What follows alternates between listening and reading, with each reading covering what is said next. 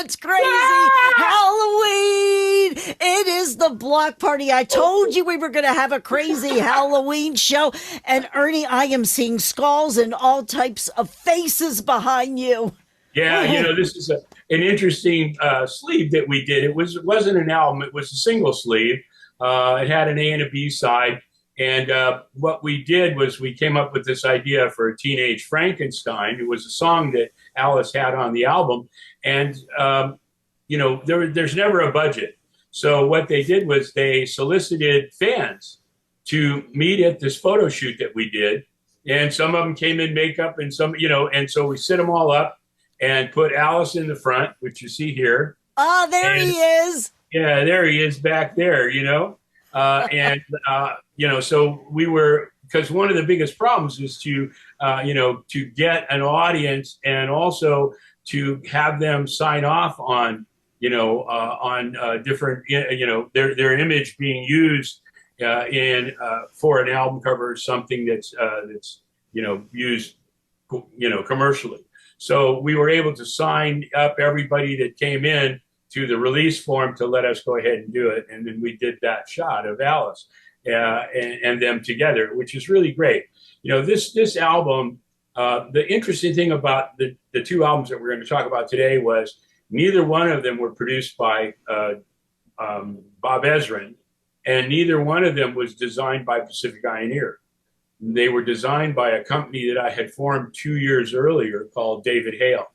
So when Pacific Eye and Ear ended in 1984, there were, I don't know, 3 or 4 people that were with Pacific Eye and Ear at the time that decided that we were going to go ahead and start another company, stay together, because we had a good working relationship. It was mainly the issue with myself and my partner, Tony, with disagreements and going in separate directions. Happens all the time, not only in corporate America, but we see it in music as well, So anyway, by 1984, Pacific Eye and Ear ended.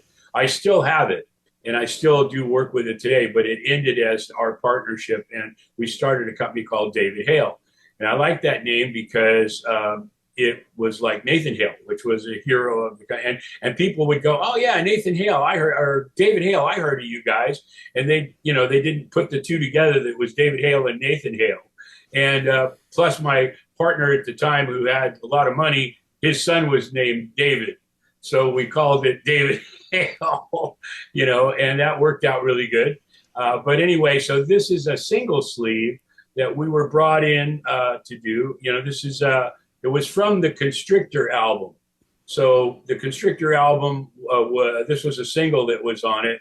Kane Roberts was now with Alice, and we actually designed the machine gun flamethrower that you see. It's pretty small, but I'll send you these images. It's right here. It's a shot of him with the guitar, and it shot flames out and stuff. Now there's that Ramstein group from Germany that just is all about flamethrowers and everything. But remember, this is 1986. So it was pretty controversial. We had a guy that built the gun for him, and it was actually a guitar as well. So, that was all part of what we were doing with the Constrictor album. That's when we first met Kane, and we ended up doing a solo album for him after, he had left the Alice Cooper group. Kind of like Michael Bruce, when the Alice Cooper group broke up, we did Michael's first album.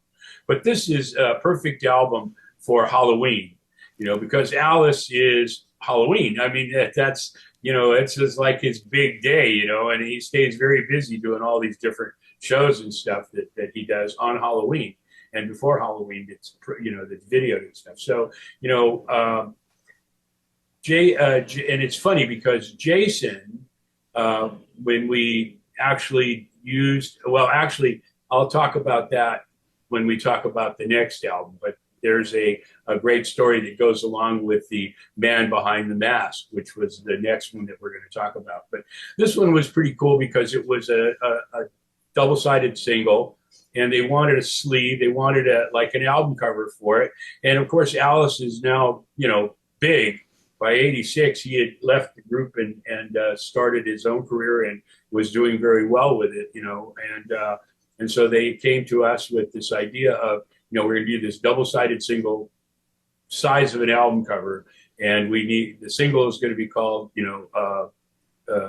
Teenage Frankenstein.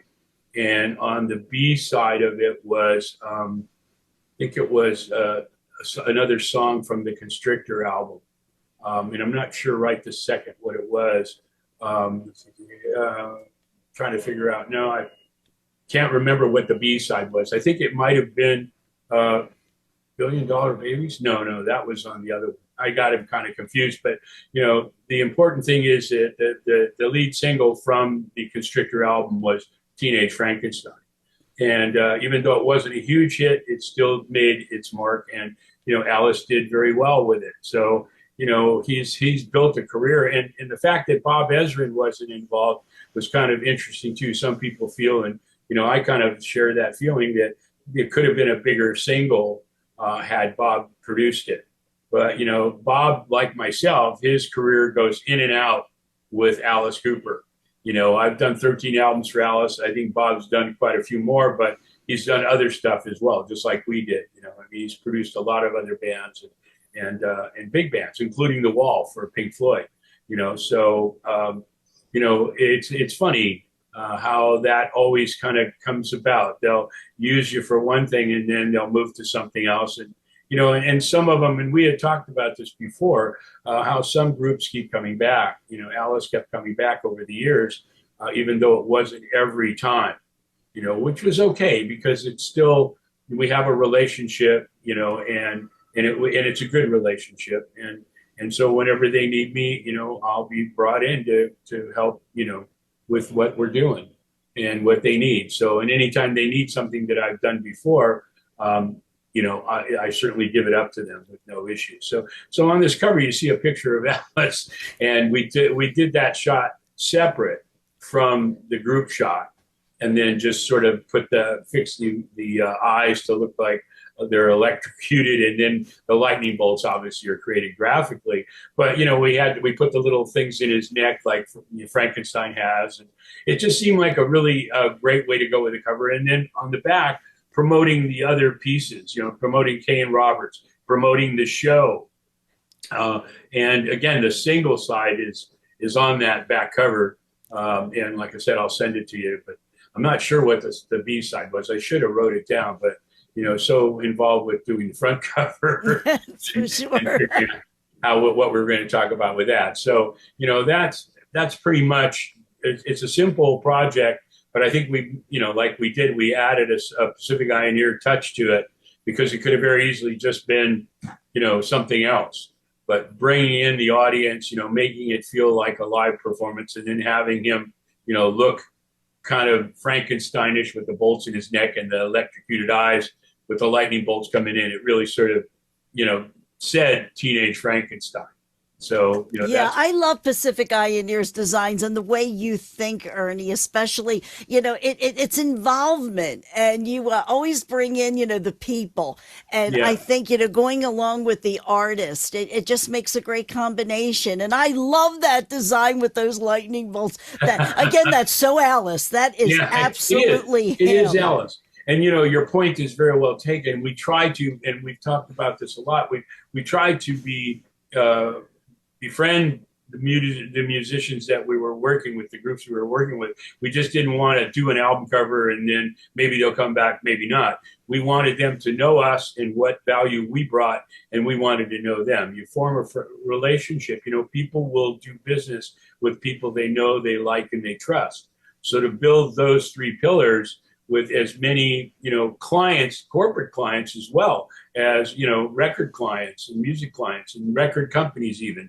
A lot of the beginning parts of Pacific Ioneer, the first few years, were a lot of support from the record companies that we had, even though we were doing a lot of, albums for the groups. The record companies still gave us work. And, I'm thankful for that, because without them and without Ivy Hill, we probably would have been in a real conundrum, but we were actually worked out good. So that's pretty much that album.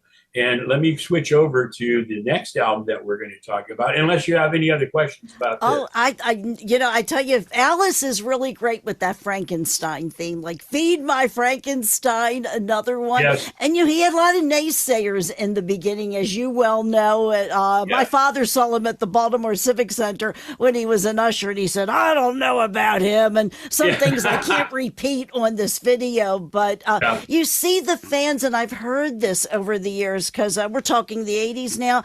There were Sure. many I know that were naysayers when they finally had a chance to understand him and see him, where Yeah. became they like him. It was like, from the hate all the way to, I really like this guy. I misunderstood him. Yeah, and to that point, it also existed with. It also happened with existing fans that he lost when he went off on a solo career. Because there are people still to this day. I know a few of them that only like Alice Cooper, the original group. They're not in it from Welcome My Nightmare on. They're not interested, and which is a shame because I think his career really blossomed as a solo artist. He didn't lose any traction at all. So, I mean, that I saw, and that I'm sure that they felt. I mean, and whoever he lost, he won back most of them. And that's all you can do. People aren't really into change. When change happens, it's the older you get, the harder it becomes to change. But you're Very right. true. Let's And move I to think this one. Alice was great with, MTV, when MTV started coming Yeah. in and VH1. He was the perfect artist for that. And I think that even highlighted more what he was all about. Yeah, no, you're right. It did. It really did. And he again was able to, keep that, keep that existence and move on to making it even bigger and better. So, he's a real amazing person in real life, and an incredible musician and stage performer. I mean, he really brought theater to music. Right after Arthur Brown almost set himself on fire with the fire on his head. So anyway, this is the second album that we want to talk about today, "The Man Behind the Mask," okay, which was the single from the 1986 movie Friday the 13th, Jason Lives. So, what happened here was Frank Mancuso was now president of Paramount Pictures, and his son, Frank Mancuso Jr., did all the Friday the 13th albums, or all the Friday the 13th movies. And so he and Alice had become friends. And I'm going to put that image up here pretty quick. Let's see. What we see over here is the picture of Frank Mancuso and Alice, and Frank Mancuso's company, and a letter to Alice about the Friday the 13th song "Man Behind the Mask." And these pictures were taken of them. There's a whole strip of them, but I edited it down to these two so you could see it big enough to where you could read the letter as well. And it's just really sort of confirming, that they're excited about using Alice on this theme song for Jason. It's almost like, for Alice, it was almost like getting a James Bond movie. In fact, I think he actually submitted a song, "Man with a Golden Gun." I'm pretty sure he did a song, but this one, and he didn't get that one, but he did get this one, and it was a really good single. And again, Paramount was now promoting it along with the record company, so it was all kind of really working out really well for him. And on this one, the single, it was another single sleeve that was like an album cover, just a front and a back. And it's funny because Paramount, that wasn't his normal label, but the Friday the 13th movies were on Paramount, so that's how that happened. And we were already doing work. Pacific Pioneer, one of our corporate clients, and I mentioned this before, that when we really started expanding out of, by 1984, the record business was in a decline for us, and the corporate work was in a uproar, and that was working really, really well. So one of the things that we did was we went after low-hanging fruit, like electronics equipment, Alltech Lansing. There were several companies like that we really sort of tried to, get get work from because, again, it was low hanging fruit for us. And so Paramount Pictures was one that we got right away because when we did and we had talked about this album, when we did the Save the Children album for Motown, there was a woman there named Sandra Forney, who we became very good friends with. And she was a big supporter of ours at Motown. With Abner was running Motown West, and she was really close with him, and he took her direction and suggestions a lot. So she was a big advocate for Pacific Pioneer doing that album cover. She then left there, and I didn't know. I mean, I again, everything moves on, everything changes, and I didn't realize that she had taken a job. She had left Motown, and she went to Paramount Home Video, and she was working with a vice president of Home Video, a woman named Hollis Brown. And it's so funny how all these things overlap. And when Sandra became good friends with Hollis, they were now moving on to home video, Paramount was, and they wanted to release all their content onto home video. And they needed Paramount home video graphic, logo design, box designs, all the movies. I mean, we were busy for at least 2 or 3 years doing all of that. We created not only their backlot stuff, because we were doing all the backlot stuff as well, but we started doing the home video, and we were doing the video boxes. We did the logo for the video box and Paramount Home Video, and then all the releases. And then on top of that, we were doing the brochures every month that went out with the release of these videos to the retailers. And so it became an incredible client for us. And Hollis Brown and Sandra were just really great friends. And again, becoming good friends with them was amazing. And back to this album, so that we had all this going on, and all of a sudden, since like 1984 or a little before, so by 1986, when this sleeve came out as well as the other one, Sandra suggested that, because we were going to be doing this with Frank Mancuso, that we should help them with all their packaging and their releases to home video, beta and VHS. So it was a pretty incredible album. And this album, he's back. The Man Behind the Mask was on the A side. The B side was $1 Billion Babies. So again, this kind of, Shep was very smart in leveraging equity, whether it was negative or positive. He knew how to take it and use it.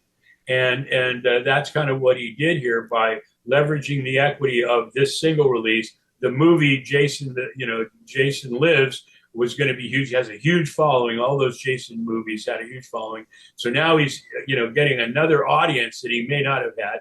And he's reinforcing the album $1 Billion Babies. So, so we actually, and there's a quick funny story that I started to tell on the last Teenage Frankenstein, but it was really this. When we did the photo shoot, we had a photographer that worked with us, a guy named Kevin Schull, really good photographer. We did a photo shoot with Alice and Jason, who was the guy that was Jason in the movies, who was a friend of Frank Mancuso's. And he was a college guy. And really nice guy. And he came to the photo shoot, and we did all these shots with Alice holding a heart, and he's behind him with the machete and stuff with the mask on. And so we did these photo shoots. And when we were through with the photo shoots, Alice put the snake around Jason's neck, and he freaked out. So here's this guy that's going around in the movies killing everybody. And, he's watched Alice with the snake for this whole photo shoot. He put him on, and he was so afraid. It was amazing because Alice just figured, I guess, put it on him, see what he does. And he really freaked out. Cut to 40 years later, okay? And I'm calling on the casinos here in the desert to see if I could get an album cover art show, because they're doing concerts and stuff. And it seemed like it would be great and it's right here. There's a half a dozen casinos right here in my area here in Palm Desert. So I'm calling on Agua Caliente. I had arranged a meeting with the guy who was in charge of all that entertainment stuff that was going on. And they're booking acts and having concerts and all kinds of things. And nice guy. And I go over there to meet him, and I brought some pieces. And to show. I brought the Welcome My Nightmare piece. I brought the Black Sabbath pieces, and just to give them a little flavor of what the album cover art show would be about. And so I'm meeting with this guy, and he looks over and he sees we're in a restaurant, one of the restaurant areas there, and he sees this big guy come in, and he goes, "Wait a minute, I want to introduce you." And he brought over this guy that was now in charge of the entertainment portion of what was going on in the casino. And it turned out that it was Dan Bradley, who was the guy that was Jason that we had and he goes, he didn't recognize me at first. And so he looked at the Welcome My Nightmare piece and he goes, "Oh yeah, I know Alice." And I said, yeah, I know you know him because I was there at the photo shoot when he put his snake around your neck and you fell apart. And he started laughing. It was really great. It was, you talk about things happening and then years later, I thought the guy looked familiar. And it was him. He was now grown up out of college and he was working for the casino. The Indians that were running and owning the casinos, they brought him on. He was like a golden boy. And so that I thought that was pretty interesting. We never got the show, which is unfortunate because I would have liked to, but I've had my share and I'm working on a couple others. But this album or this single and the $1 Billion Babies album, the other single, and the Constrictor album, they were great covers. These were great single sleeves that we did for those singles from those albums. So, and happy Halloween. I know there's a lot of people that, like, especially collectors, they actually look at those sleeves and they actually collect the sleeves. When I've gone to shows a lot, when these used to have the record shows, I think maybe they still do, but the record sleeves are very big when it comes to collectors, and that is just amazing. That is such a vivid design of him. Yeah, and we've got the audience, in the bottom there in the theater looking at the movie. I don't know whether you can tell so well down here. It probably looks like spotlights or something, but it's an audience. It's a silhouette of yes, audience. now I can see it. Yeah, with the movie screen, it was just really great being able to do all this work. And you're right, these sleeves are really rare. I have both of them, and they're in good condition, but they're real rare. People, didn't collect them back then. And now, they have shows, but they also do a lot of stuff online. You can buy these things on eBay and some of these other people that sell memorabilia. There seems to be a lot of the Alice Cooper people collecting a lot of the memorabilia of his, and I have a ton of it. Eventually, somebody just posted the picture from the inside. It was the in-store display we did that the doors opened up. They were mechanical and they opened up and you saw the pictures of everybody running toward you from the photo shoot. And we did this in-store display. Somebody had a picture of it opening and closing, opening. We also did a billboard on Sunset Strip where the doors opened and closed, a big billboard. So, it's been really fun working with Alice, and I hope to have my hat in the ring for this next one. We'll see, and I'll definitely keep our neighbors here on the block posted. I wish you the best, Ernie, because my heavens, you've really represented him so well, you and Pacific Eye and Ear. I always love these stories because it seems like we're uncovering more and more. I thought that we've heard it, and then you keep. It's like a flower, just folding open. Well, as long as it's not one of those stinky ones that only open once every 10 years. I at least I'm not that. No, definitely not that. Yes, I said it's like given that we're in a Halloween theme, it's like a trick or treat bag. You never know what you're going to find. Yeah. Well, I appreciate you, willing to let me hand out my candy at your house, and all our neighbors on the block. I wish them a happy Halloween and a safe Halloween, and to you too, Joyce. Thank you so much, for letting us do all this. You've been really awesome.